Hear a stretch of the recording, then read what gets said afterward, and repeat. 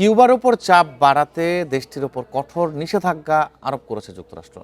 বৃহস্পতিবার আলাদা বিবৃতিতে এই ঘোষণা দিয়েছে মার্কিন অর্থ পররাষ্ট্র মন্ত্রণালয়। নিষেধাজ্ঞার আওতায় রয়েছে ৯টি রাষ্ট্রীয় মালিকানাধীন খনি, ধাতু ও নির্মাণ প্রতিষ্ঠান। এছাড়াও যুক্তরাষ্ট্রের জন্য হুমকি বিবেচনা করে Cuban institute of friendship with the পিপলসের নেতৃত্বের বিরুদ্ধেও নতুন নিষেধাজ্ঞা আরোপ করছে ট্রাম্প প্রশাসন। দ্বিতীয় মেয়াদে দায়িত্ব নেওয়ার পর থেকেই কিউবার ওপর ক্রমাগত চাপ বাড়িয়ে যাচ্ছেন মার্কিন প্রেসিডেন্ট ডোনাল্ড ট্রাম্প।